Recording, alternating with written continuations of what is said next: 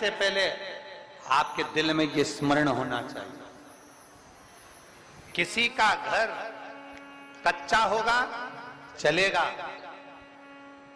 किसी का घर कच्चा है चलेगा, पर दिल मन सच्चा होना चाहिए, तो कच्चा मन भी महल के बराबर हो।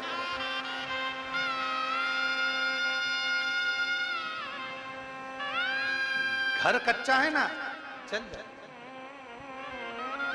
मकान कच्चा है चले,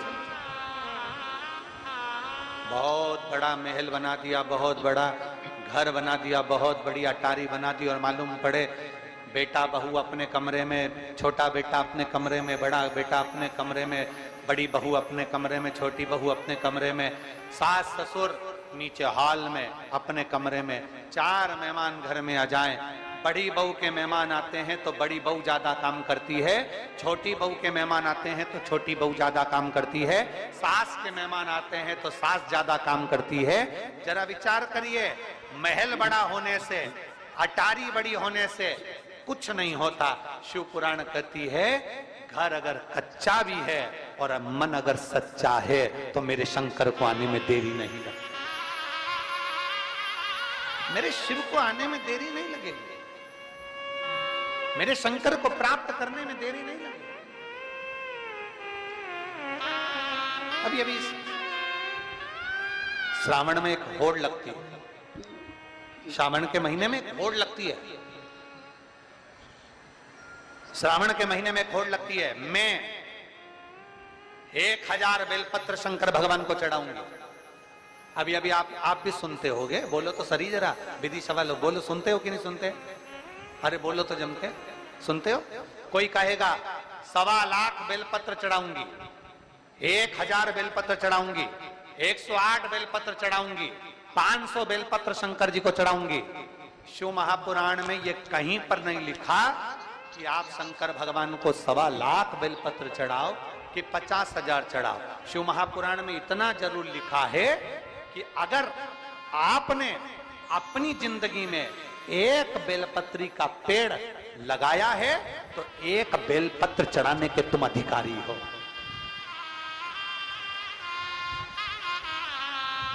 किसी का लगाया पेड़, किसी का बड़ा सारा वृक्ष, और तुम्हारा मन कर गया 1.25 लाख बेलपत्र चढ़ाऊंगी, उस बेलपत्र के सारे पत्तों को, सारे पत्र को तुमने तोड़ लिया, शिव जी को समर्पित कर दिया।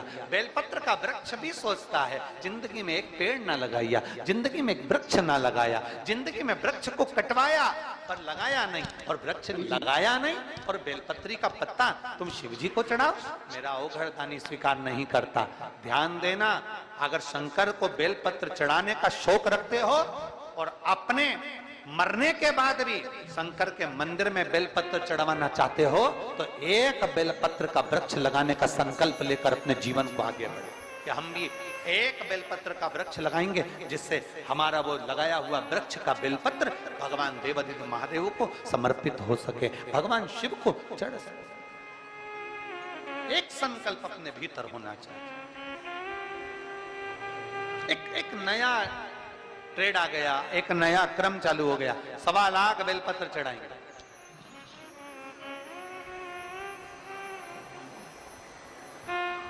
कहां से लेकर आए? तो कहा भगवान नारायण ने 108 कमल के दल भगवान शिव को समर्पित करे थे। 108 कमल के पुष्प भगवान नारायण ने समर्पित करे थे, तो हमने वहीं से ये नियम ले लिया कि 108 बेलपत्र, 108 पुष्प हम भगवान को देंगे। शिव महापुराण की कथा कहती है, जरा नारायण भगवान की कथा को तो उठाओ, पहले भगवान के विष्णु पुराण का स्मरण करो। स्वयं माता लक्ष्मी जी से भगवान नारायण कहते हैं, लक्ष्मी आज मैं एक सावन के महीने में संकल्प ले रहा हूं कि 108 कमल के पुष्प शंकर भगवान को दूंगा। तो लक्ष्मी जी ने पूछा, नाथ 108 कमल के दल रोज कहां से आएंगे?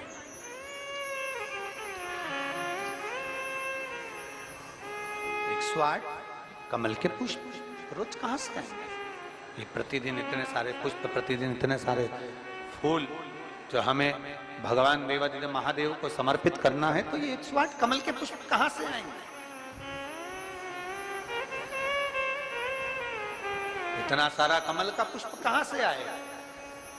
स्वयं मेरे नारायण विष्णु पुराण में वर्णन करते हैं, लक्ष्मी आप और हम पहले इस जलाशय में, सरोवर में कमल के पुष्प प्रकट करेंगे।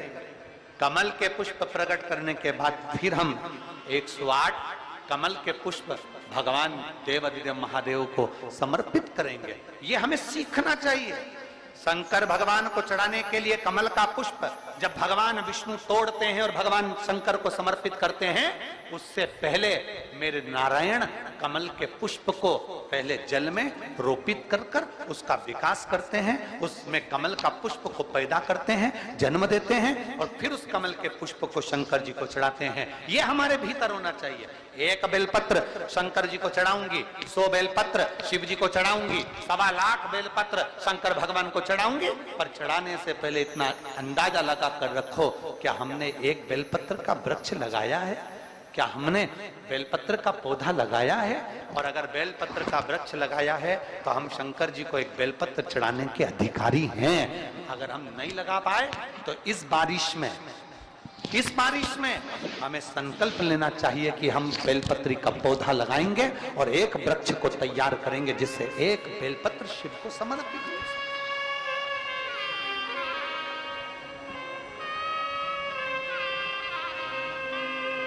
और मेरे बाबा तेरी नौकरी सबसे बढ़िया है, सबसे करी। मेरे बाबा तेरी नौकरी सबसे बढ़िया है, सबसे करी। तेरे दरवाजे की चाकरी सबसे बढ़िया है, सबसे करी। जब से तेरा गुलाम हो गया तब से मेरा विनाम हो गया। जब से तेरा गुलाम हो गया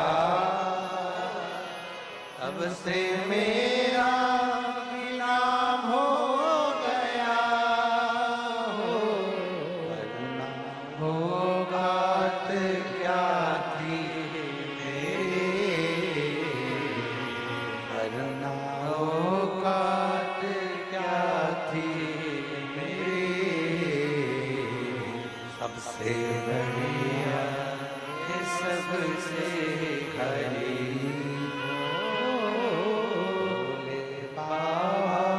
तेरी नौकरी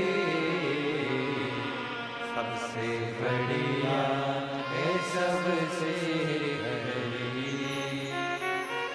ब्रह्म जीना है तो प्रेम में जिंदगी को जियो। ब्रह्म में अगर जिंदगी को जियोगे तो एक दिन भटक जाओगे। ब्रह्म में अगर जिंदगी को जियोगे तो भटक जाओगे। प्रेम में जिंदगी को जियोगे तो बांध कर रख सकते, बांध। प्रेम जोड़ता है, भ्रम तोड़ता, भ्रम तोड़ता। अभी एक कथा में हमने कहा था कि मोबाइल आया, बहुत अच्छी बात है। मोबाइल आया, MP3 खत्म हो गया। अभी एक कथा में कहा, मोबाइल आया, रेडियो खत्म हो गया। बोलो सही है कि गलत है? पहले रेडियो लोग सुनते थे, मोबाइल में सुनने लगे, खत्म हो गया। मोबाइल आया, MP3 खत्म हो गया। मोबाइल आया, रेडियो खत्म हो गया। मोबाइल आया, टार्च खत्म हो गई।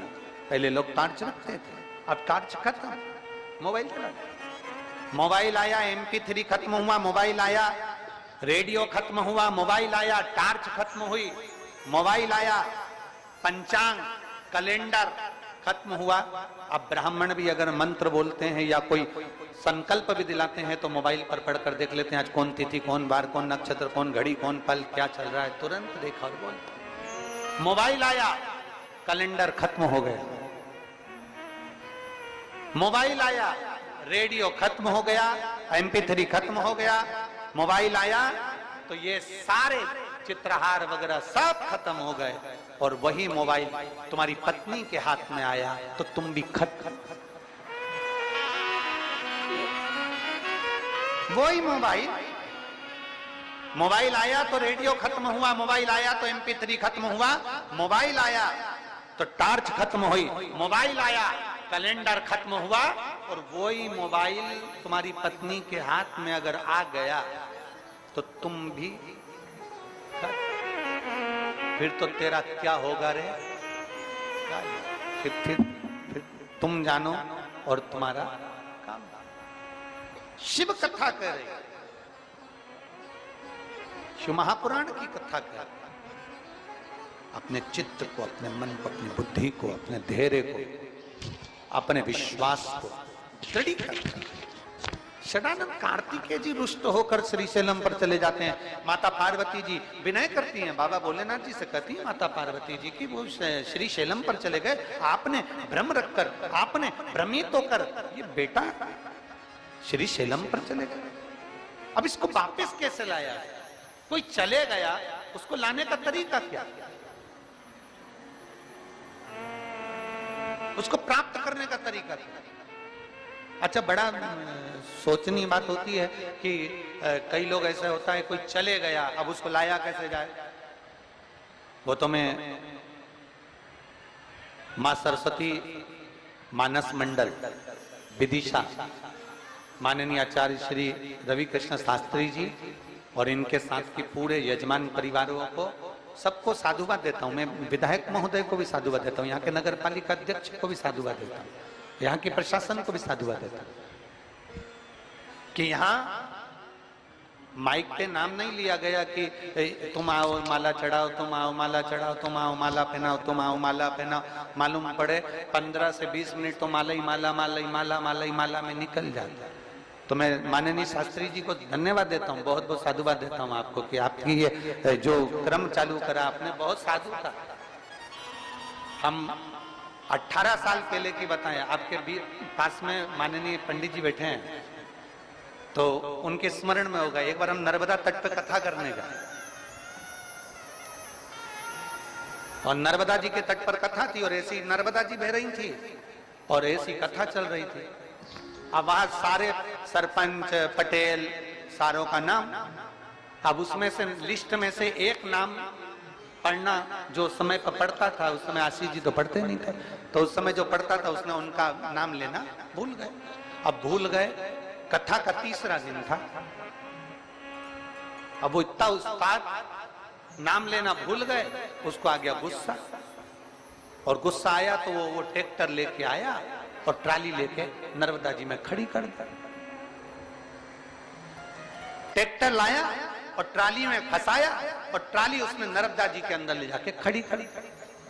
अब जो ट्राली उसने नर्मदा जी के अंदर खड़ी करी, अब हम भी आश्चर्य में, बताओ अब कथा तो यहाँ हो रही थी और ट्राली लगा दी। अब पहले तो ये स्टेज तो अब बनना चालू हुए, पहले तो ट्राली होती थी, ट्राली पे तखत रख देते थे, तखत पे कथा होती थी, उसी पर हम कथा कर रहे थे और उन्होंने ट्राली लगाई और ले जाके नर्मदा जी में खड़ी कर दी। अब कथा तो अब ये बड़े बड़े मंच बनने लगे। अब पहले तो ऐसा ट्राली लगाते थे, वैसा टेंट लगा देते थे, ट्राली में मंच बनता था, स्टेज लगा दिया उन्होंने, वो तखत, उस पर व्यासपीठ लगा दी और ट्राली ऐसी आड़ी खड़ी कर दी और कथा चल रही है और नीचे संगीत वाले बैठ गए और खूब भजन कीर्तन कर रहा है। वो इतना होशियार कि उसने ट्रैक्टर फंसाया और वो कथा तो यूं चल रही, वो ट्राली और नर्मदा जी में खड़ी कर।